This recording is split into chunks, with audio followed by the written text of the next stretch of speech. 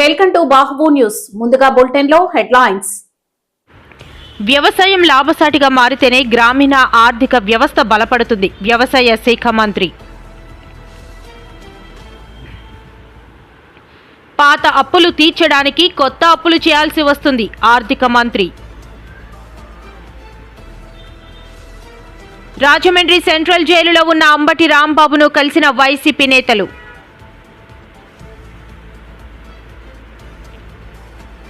ప్రభుత్వ ఆసుపత్రుల్లో వసతులు, మందుల సరఫరాలో నిర్లక్ష్యం. గంజాయి తరలిస్తున్న ఓ వ్యక్తిని మాకవరపాలెంలో పట్టుకున్న పోలీసులు. ప్రజా సంక్షేమాన్ని పరుగులు పెట్టించాలన్న దృఢ సంకల్పంతో కూటమి ప్రభుత్వం పనిచేస్తోంది. అక్రమ కేసులతో అరెస్టు చేసి ఇబ్బంది పెట్టినంత మాత్రాన ప్రశ్నించడం ఆగిపోతుందనుకోవడం మూర్ఖత్వం. బడ్జెట్పై అసంతృప్తి వ్యక్తం చేసిన వైసీపీ ఎమ్మెల్సీ బొత్స. వ్యవసాయం లాభసాటిగా మారితేనే గ్రామీణ ఆర్థిక వ్యవస్థ బలపడుతుందని వ్యవసాయ శాఖ మంత్రి అచ్చెన్నాయుడు అన్నారు. గ్రామీణ ఆర్థిక వ్యవస్థ బలంగా ఉంటేనే రాష్ట్రం ఆర్థికంగా సుభిక్షంగా ఉంటుందని చెప్పారు. శాసనసభలో ఆయన వ్యవసాయ బడ్జెట్ ను ప్రవేశపెట్టారు. కూర్చే పంటల సాగు వైపు పంటలను మార్పిడి ప్రోత్సహించడం, పండిన పంటలకు గిట్టుబాటు ధర కల్పించడం, పంట కోత అనంతర నష్టాలను తగ్గించడం, తద్వారా అధిక విలువలు జోడించడం ఈ ప్రభుత్వం యొక్క ప్రాధాన్యతలుగా స్వీకరించాం. రైతు కన్నీరు దేశానికి అవమానమని దాశరథి గారు చేతికి వచ్చే పంటను కాపాడుకోవడానికి చినుకు కోసం రైతు ఆకాశం వైపు ఆశగా చూసే దౌర్భాగ్యం పోవాలి. వ్యవసాయం ఋతుపవనాలతో జోదమనే నాడును పోవాలి. అందుకు మా విజనరీ సీఎం గారు ముందు చూపుతో అటు స్థిరమైన సాగునీటి సౌకర్యాల కల్పనకు మరియు బిందు సేద్యంపై ప్రత్యేక దృష్టి సారించారు. పోలవరం, పట్టిసీమ, హంద్రీనెవ, ఉందరాంధ్ర సుజల స్రవంతి, వంశధార నాగావళి అనుసంధానం, తోటపల్లి మహేంద్ర తనయ, చింతలపూడి ఎత్తిపోతల పథకం, వంశధార పేజ్ 1 and 2, శ్రీశైలం, ధవళేశ్వరం గేట్లు పునరుద్ధరణ, వెలుగొండ, తారక రామ సాగర తీర్థం వంటి ప్రాజెక్టులు పూర్తి చేసి ప్రతి ఎకరానికి సాగునీరు అందించేందుకు చర్యలు తీసుకుంటున్నాం. ఆంధ్రప్రదేశ్ రాష్ట్రం జిఎస్డిపి 17,62,350 కోట్ల రూపాయలు 2025-26 మొదటి ముందస్తు అంచనా ప్రస్తుత ధరలో నమోదు కాగా వ్యవసాయ రంగం వాటా 33.2%తో 5,39,454 కోట్ల రూపాయలు అందించింది. భారతదేశం యొక్క వ్యవసాయ రంగం వృద్ధి రేటు 0.80% కాగా మన ప్రభుత్వం తీసుకున్న చర్యల వలన మన రాష్ట్ర వ్యవసాయ రంగం వృద్ధి రేటు 7.83%గా నమోదయ్యింది. దేశ వ్యవసాయ రంగం ఉత్పత్తిలో ఆంధ్రప్రదేశ్ రాష్ట్ర వాటా 10% అని గర్వంగా తెలియజేస్తున్నాను. అధ్యక్ష, ఆంధ్రప్రదేశ్ రాష్ట్రం జిఎస్డిపి వ్యవసాయం మీద 57,406 కోట్ల రూపాయలు అందించింది. వృద్ధి రేటు పరంగా చూస్తే 3.91%గా నమోదైంది. స్వర్ణాంధ్ర 2047 లక్ష్య సాధనంలో భాగంగా ఈ రంగంలో 15% వార్షిక వృద్ధి రేటు సాధించేందుకు 11 వ్యవసాయ పంటలను గ్రోత్ ఇంజిన్లుగా గుర్తించాం. ప్రతి రైతు కుటుంబానికి సంవత్సరానికి 20,000 చొప్పున అన్నదాత సుఖీభవ పిఎం కిసాన్ పథకం కింద 2025 పాత అప్పులు తీర్చడానికి కొత్త అప్పులు చేయాల్సి వస్తుందని ఆర్థిక మంత్రి పయ్యావుల కేశవ్ బడ్జెట్ ప్రసంగంలో పేర్కొన్నారు. గత ప్రభుత్వంలో రాష్ట్రం 9.74 లక్షల కోట్ల అప్పుతో ఆర్థికంగా విధ్వంసమయ్యింది. మేము చేస్తున్న అప్పు ఉత్పాదకతకు ఖర్చు చేస్తున్నాం. ఆర్థిక సంక్షోభం నుంచి ఇంకా బయటపడలేదని అన్నారు. గణనీయంగా తగ్గడమే కాకుండా నిర్ధారించిన సమయంలో పౌర సేవలను పొందగలుగుతున్నాం. 1 ఏప్రిల్ 26 నుండి చేనేత కార్మికులకు నెలకు 200 యూనిట్లు, పవర్లూమ్ కార్మికులకు 500 యూనిట్ల వరకు ఉచిత విద్యుత్ అందించనున్నాం. దీనివల్ల 1,00,000కు పైగా కుటుంబాలు లాభపడతాయి. పరిశ్రమలు వాణిజ్య శాఖకు 3,161 కోట్లు, మౌలిక సదుపాయాలు పెట్టుబడుల శాఖకు 1,283 కోట్లు, సమాచార సాంకేతికం కమ్యూనికేషన్ శాఖకు 536 కోట్లను ప్రతిపాదిస్తున్నాను. పౌర సరఫరాల శాఖ దీపం 2.0 కింద 1.8 కోట్ల మహిళలకు సంవత్సరానికి 3 ఉచిత ఎల్పీజీ సిలిండర్లను అందిస్తూ 2,897 కోట్లను వారి ఖాతాల్లో జమ చేశాం. ధాన్యం కొనుగోళ్లలో దేశానికే ఆదర్శంగా నిలిచాం. 12 ఫిబ్రవరి 26 నాటికి 8.54 లక్షల రైతు ఖాతాల్లో 10,580 కోట్ల రూపాయలు జమ అయ్యాయి. ఒకే రోజులో అంటే 24 గంటల్లోనే రికార్డు స్థాయిలో 99,740 కోట్ల నగదు వారి ఖాతాల్లోకి జమ చేయడం జరిగింది. అందులో 55% మొత్తాన్ని 8 గంటల్లో చెల్లించడం మా వేగం పారదర్శానికి నిదర్శనం. 26-27 ఆర్థిక సంవత్సరానికి పౌర సరఫరాల శాఖకు 3,821 కోట్ల రూపాయలను కేటాయింపును ప్రతిపాదిస్తున్నాను. సామాజిక సంక్షేమం, గిరిజన, బీసీ, మైనారిటీల సంక్షేమం. అభివృద్ధి అంటే కేవలం భవనాలు కాదు, గౌరవప్రదమైన జీవనమే అసలైన అభివృద్ధి. గౌరవ ముఖ్యమంత్రి గారి హృదయానికి అత్యంత సన్నిహితమైన అంశం సంక్షేమం. సంక్షేమం అనేది కేవలం దాతృత్వం కాదని, అది సమానత్వం, గౌరవం మరియు సామాజిక న్యాయం పట్ల ప్రభుత్వానికి. రాజమండ్రి సెంట్రల్ జైల్లో ఉన్న వైఎస్ఆర్సీపీ నేత అంబటి రాంబాబును మాజీ స్పీకర్ తమ్మినేని సీతారాంతో పాటు జడ శ్రవణ్ కుమార్, మాజీ ఎంపీ మార్గని భరత్ ములాఖత్ లో కలిశారు. అనంతరం తమ్మినేని సీతారాం మీడియాతో మాట్లాడుతూ రాష్ట్రంలో నెలకొన్న పరిస్థితులపై తీవ్ర విమర్శలు చేశారు. అందుకే నేను అడుగుతున్నాను, ఇవాళ అంబటి రాంబాబు గారిని అరెస్ట్ చేశారు. ఏ కారణంతో అరెస్ట్ చేశారు మీరు చెప్పాలి. మీరు చెప్పాల్సినటువంటి అవసరం ఉంది అంటున్నాను నేను. ప్రజాస్వామ్యంలో మీరు చాలా ఉన్నతమైనటువంటి పాత్ర నిర్వహిస్తున్నారు కాబట్టి మీరే చెప్పాలి ఇది ఎందుకు ఆయన అరెస్ట్ చేశారు. అలాగే మన జోగి రమేష్ని మీరు అరెస్ట్ చేసి విడుదల చేశారు. తర్వాత ఇళ్ల మీదకి పెట్రోల్ బాంబ్స్ విసిరారు, పెట్రోల్ బాంబ్స్తో దాడి చేశారు. ఈ విధమైనటువంటి పరిస్థితుల్లో వాళ్ళ నాన్నగారు ఉన్నారు, చాలా ఏజ్డ్. ఆయన ఏమైనా అయితే దానికి బాధ్యత ఎవరు వహిస్తారు? ఈ గోండాల, రౌడీల, ఈ ప్రభుత్వమా? ఎవరు దీనికి బాధ్యత వహిస్తారు? ఇలాంటి పరిస్థితుల్లో ప్రభుత్వాలు ఉంటే చాలా మనుగడ కష్టం.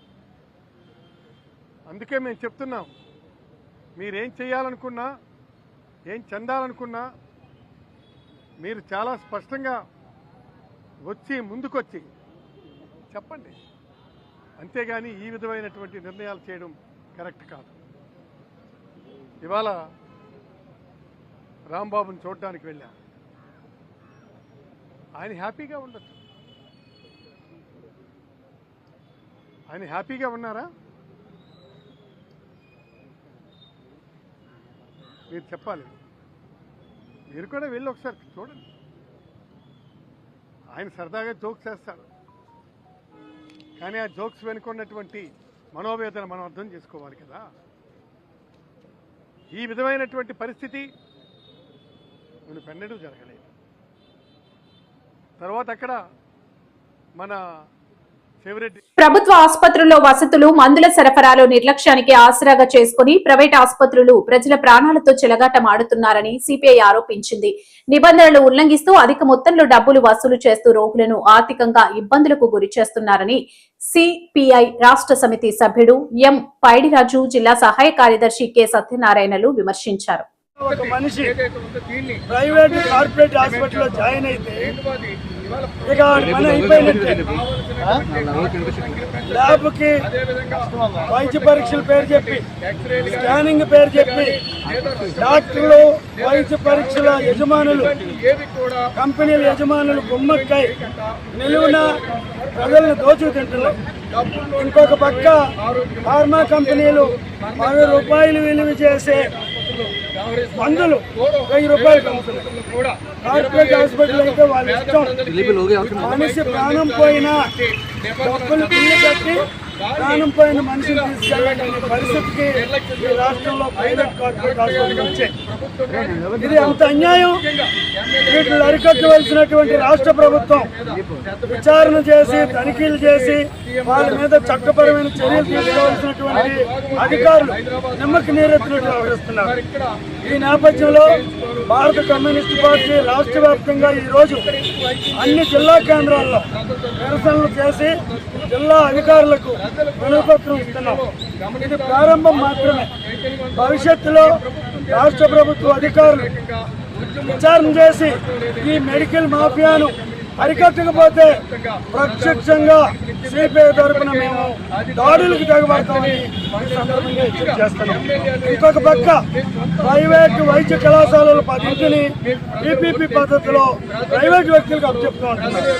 ప్రభుత్వ భూమి, ప్రభుత్వ వైద్య పరికరాలు, ప్రభుత్వ వైద్యులు అన్నిటికీ ప్రభుత్వం వాళ్ళకి వేతనాలు చెల్లించి ప్రైవేటులకు అప్పచెప్పడం ఇది అత్యంత హేయమైన చర్యగా సిపిఐగా భావిస్తూ రాష్ట్ర ప్రభుత్వానికి చిత్తశుద్ధి అన్నది ఏమైనా ఉంటే ఈ 6 కోట్ల ప్రజలు, ఆంధ్రప్రదేశ్ ప్రజలు నాకు ఓట్లు వేసినందువల్లే నేను ఈ రోజు అధికారం వెలగబెడుతున్నానని మీకు విశ్వాసం ఏమైనా ఉంటే ఆ 10 కాలేజీలు ప్రభుత్వ నిధులతో నడిపించాలా, ప్రభుత్వమే వాటికి అన్ని మౌలిక సదుపాయాలు కల్పించి ప్రభుత్వమే నిర్వహించాలని సిపిఐ తరఫున ఈ రోజు విశాఖపట్నం నుండి మేము డిమాండ్ చేస్తాం. గంజాయి తరలిస్తున్న ఓ వ్యక్తిని మాఖవారా పాలెంలో పట్టుకున్న పోలీసులు అతని నుంచి 60 కేజీల గంజాయి స్వాధీనం చేసుకున్నట్లు నర్సీపట్నం డీఎస్పీ శ్రీనివాసరావు తెలిపారు. విశాఖ ఏజెన్సీ నుంచి తరలించినట్టు అందిన సమాచారంతో నిఘా వేసి పట్టుకున్నామని ఆయన తెలిపారు. అదేంటంటే సయ్యద్ తన్వీర్ అని చెప్పేసి బెంగళూరు, కర్ణాటక. ఇంకా గాంజాకి రహీం అలవాటు పడిపోయాడు త్రాగడానికి. దాంతో గాంజా కోసం అని చెప్పి సయ్యద్ తన్వీర్ దగ్గర నుంచి తీసుకుంటూ ఉండేవాడు. ఈ సయ్యద్ తన్వీర్ ఎవరైతే ఉన్నారో ఆయనకి 25లో జీఆర్పీలో ఒక ఎన్డీపీఎస్ కేసు ఉంది, జీఆర్పీ పోలీస్ స్టేషన్లో వాడి మీద. అందులో ఆ కేసులో అరెస్ట్ అయ్యాడు. ఈయన బావమరిది కూడా అరెస్ట్ అయ్యాడు. ఆ బావమరిది ఇంకా స్టిల్ జైల్లో ఉన్నాడు. ఈయన బయటకు వచ్చేసాడు. బయటకు వచ్చిన తర్వాత ఈ రహీం, ఈ తన్వీర్ చెప్పిన దాని మీద రహీం ఏమో ఈ వెహికల్ వేసుకొని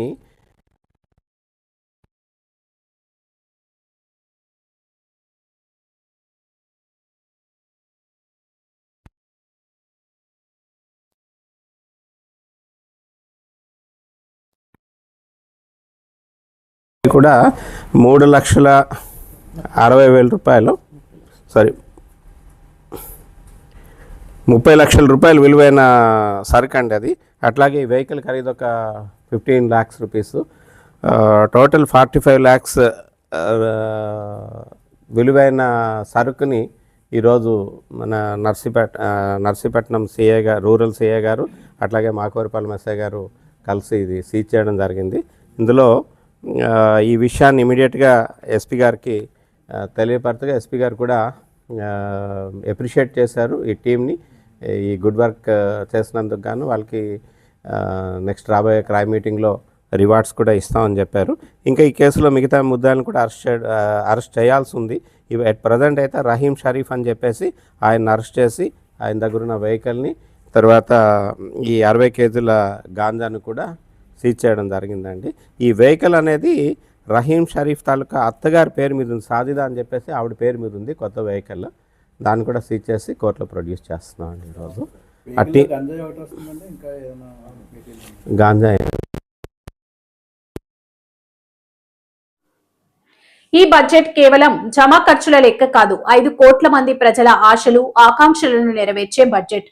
రాష్ట్ర అభివృద్ధి, ప్రజా సంక్షేమాన్ని పరుగులు పెట్టించాలన్న దృఢ సంకల్పంతో కూటమి ప్రభుత్వం పనిచేస్తుంది అని హోంమంత్రి అనిత అసెంబ్లీ వేదికగా అన్నారు. ఆంధ్రప్రదేశ్ అని ఆ ఒప్పందం రుజువు చేసింది. గౌరవ ముఖ్యమంత్రి చంద్రబాబు నాయుడు గారి సమర్థ నాయకత్వం మరియు యువ నాయకుడు గౌరవ మంత్రివర్యులు శ్రీ నారా లోకేష్ గారి విశేష కృషి వలన ఇది సాధ్యపడింది. ఇదే కాదు, రాష్ట్రంలో పెట్టుబడులు వస్తున్నాయి, ప్రభుత్వంపై నమ్మకం పెరిగింది అంటే అది గౌరవ ముఖ్యమంత్రి గారి దార్శనిక పరిపాలన మరియు గౌరవ ఉప ముఖ్యమంత్రి శ్రీ పవన్ కళ్యాణ్ గారి విశ్వనీయ భాగస్వామ్యం వల్లనే సాధ్యమైంది. ఈ మార్పుకి సారథులు మన రాష్ట్ర ప్రజలేనని మేము బలంగా నమ్ముతున్నాం. 2024 జూన్లో రాష్ట్ర ప్రజలు ఎన్డీఏకి కనీ విని ఎరుగని రీతిలో ఘన విజయం కట్టబెట్టినప్పుడే ఈ మార్పు మొదలైంది. ప్రజలు మాకు వేసిన ప్రతి ఓటు వెనకాల వారి ఉద్దేశం బలంగా ప్రస్ఫుటమైంది. ప్రజలు వారితో పాటు వారి పిల్లలకు సురక్షితమైన బంగారు భవిష్యత్తు కోసం ఎన్డీఏని అధికారంలోకి తీసుకొచ్చారు. గత ప్రభుత్వం పారిశ్రామికవేత్తల్ని, పెట్టుబడిదారుల్ని రాష్ట్రం నుంచి తరిమివేసింది. 2019-24 మధ్య అప్పటి పాలకుల నుంచి ఎదురైన చేదు అనుభవాలతో పెట్టుబడిదారులు రాష్ట్రానికి రావాలంటేనే భయపడిపోయారు. పెట్టుబడులు రాకపోవటం, ఉన్న పరిశ్రమలనే మూసివేయటంతో నిరుద్యోగం తాండవించింది. కూటమి అధికారంలోకి వచ్చాక ఈ 20 నెలల్లో పరిస్థితులు పూర్తిగా మారాయి.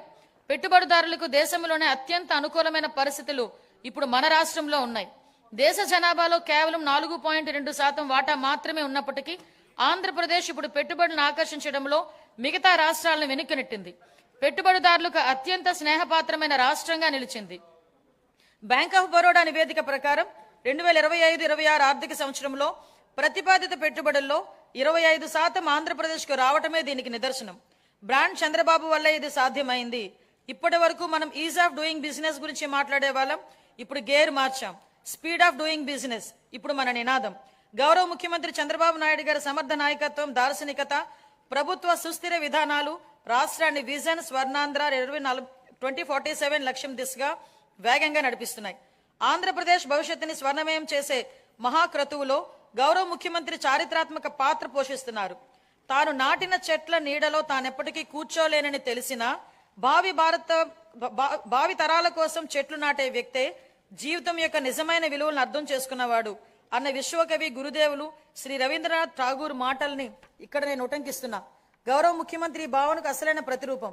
ఆయన కేవలం దూరదృష్టి గల నాయకుడు మాత్రమే కాదు, దాన్ని సాకారం చేయగల దక్షత గల నాయకుడు. తన దార్శనికతో అమలు చేస్తున్న విధానాలు భావితరాలకు మేలు చేస్తాయన్న దృఢ విశ్వాసంతో వాటి సాధనకు అహర్నిశలు నిస్వార్థంగా కృషి చేస్తున్న గొప్ప నాయకుడు ఆయన. సమాజ క్షేమం కోసం 365 రోజులు అవిశ్రాంతంగా ఒక తపస్సులా ఆయన పనిచేస్తున్నారు.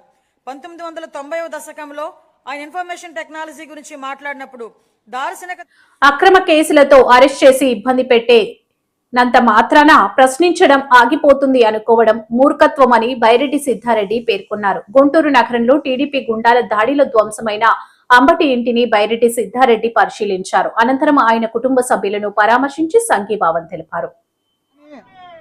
కానీ వాళ్ళని క్షమించండి ఎవరో తెలుసా? ఆ భగవంతుడు, ఆ వెంకటేశ్వర స్వామి వాళ్ళని క్షమించాడని చెప్పి ఈ సందర్భంగా నేను తెలియజేసుకుంటూ, ఇంకా వాళ్ళు చేసిన పాపాల గురించి చెప్తే గానీ ఆడ సింహాచలం దేవస్థానం కాడి నుంచి, ఆడ కాశీబుగ్గ కాడి నుంచి, తిరుమలలో జరిగిన తొక్కిసలాట కాడి నుంచి, నిన్న శ్రీశైలంలో జరిగిన లాఠీ చార్జ్ వరకు వాళ్ళ గురించి చెప్తే గానీ రాష్ట్ర ప్రజలే ఎంటబడి తంతారని చెప్పి ఈ సందర్భంగా నేను తెలియజేసుకుంటూ, ఇక్కడ ఉన్న లోకల్ ఎమ్మెల్యే గారు కూడా మా అక్కకి రాజకీయం కొత్త అయినా కూడా చాలా స్పష్టంగా, నిదానంగా, క్లారిటీగా, ఎటువంటి భయం లేకుండా, వణుకు లేకుండా, తొణుకు లేకుండా, బెనుకు లేకుండా మాట్లాడిందంటే దానికి కారణం వాళ్ళలో తప్పు లేదు, నిజాయితీ ఉంది కాబట్టి. అవతల పక్కనే ఆమెను నేను ఇప్పటి వరకు 4 రోజులు చూడబట్టి టెన్షన్ తప్ప ఏం లేదు.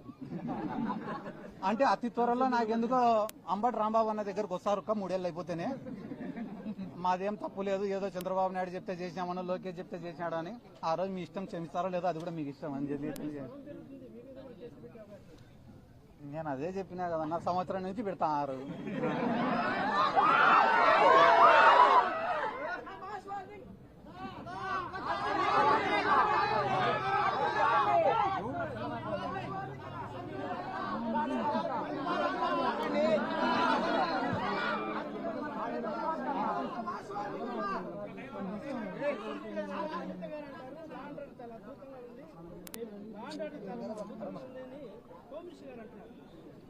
హోమ్ మినిస్టర్ గారు నిన్న అంబటి రాంబాబు గారిని ఎవరు తిట్టినారో సాక్ష్యాలు ఇవ్వండి, వాళ్ళని ఎత్తుకపోయి స్టేషన్లో వేసి, సెల్లులో వేసి, లాఠీని ఎత్తి వాళ్ళ కొడతామన్నారు.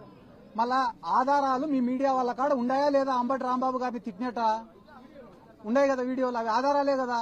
మళ్ళీ ఆధారాలు లేవంటున్నారు. అదే రకంగా ఈరోజు రాష్ట్రంలో లా అండ్ ఆర్డర్ లేదు, వాళ్ళు ఏమంటారు? ఆటోమేటిక్గా ఉంది అంటారు.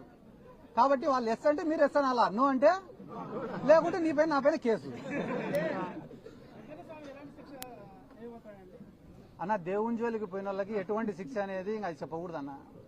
ఎందుకంటే కానీ దేంతో రాజకీయం చేయొచ్చు కానీ దేవుడితో కానీ భక్తుల మనోభావాలతో కానీ చేయకూడదు. ఈ రోజు ఒక వెంకటేశ్వర చంద్రబాబు అన్ని వర్గాలు మోసం చేశారని బొత్స సత్యనారాయణ అసెంబ్లీ మీడియా పాయింట్లు ఆయన మాట్లాడుతూ సున్నా వడ్డీ ఉందో లేదో తెలియడం లేదన్నారు. బడ్జెట్ కోసం ప్రజలంతా ఎంతో ఆసక్తిగా ఎదురు చూశారని 1 నుంచి 8 పేజీల వరకు వాళ్ళు పొగుడుకోవడానికి గత ప్రభుత్వాన్ని విమర్శించడానికి సరిపోయిందంటూ మండిపడ్డారు. ఒక 75 సార్లు వచ్చి లోకేష్ గారి పేరు, ఒక 50 సార్లు వచ్చి నరేంద్ర మోడీ గారి పేరు, ఒక 20 సార్లు వచ్చి పవన్ కళ్యాణ్ గారి పేరు. ఇదే అసలే ఏ సెక్షన్ కూడా రైతాంగానికి సంబంధించి బడ్జెట్ పెరిగిపోయింది.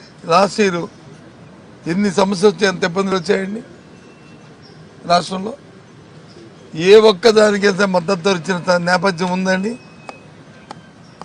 పొగాకు కానీ, కోకోకు కానీ, మిర్చికి కానీ, మామిడికి కానీ,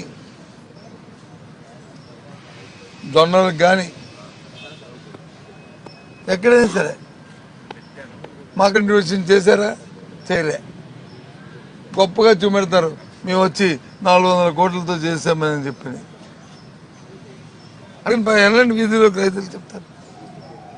అంతా కూడా అంకెల గారడి, వాస్తవికత పూర్తిగా లేదు. ప్రభుత్వం బాధ్యత. రైతు వచ్చి ఒక పంట వేస్తే పంటను వచ్చి పర్వాలేదు, నాకు ఈ ప్రభుత్వం మద్దతు ధర ప్రకటించింది కేంద్ర రాష్ట్ర ప్రభుత్వాలు, ఒకవేళ బయట మార్కెట్లో లేకపోతే ప్రభుత్వం దీన్ని కొని మమ్మల్ని ఆదుకుంటుందని ఒక ధైర్యం స్థైర్యం ఉండాలి. పోయింది ఆ ధైర్యం స్థైర్యం ఈ బడ్జెట్తో అసలు పోయింది. ఈ బడ్జెట్లో ఈ సంఖ్యల వల్ల చూస్తే అసలు ఆ స్థైర్యం ధైర్యం అని పోయాయి, గాలి కొట్టిపోయాయి. మహిళల కోసం వచ్చి ఒక ఇంట్లో అంటే ఒక ఎంటర్ప్రీనియర్ని, ఒక పారిశ్రామిక తయారు చేయాలనేది వాళ్ళ ఆకాంక్ష అంట.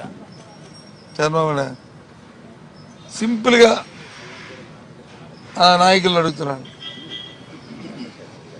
ఇంతకుముందు వచ్చి డోక్రా సంఘాలను బలోపేతం చేస్తూ మహిళలు వచ్చి వాళ్ళ కాళ్ళ మీద వాళ్ళు నిలబడాలని, చేదోడుగా ఉండాలనే కుటుంబానికి, తద్వారా వారిలో ఒక ఎంటర్ప్రినర్షిప్ పెరగాలని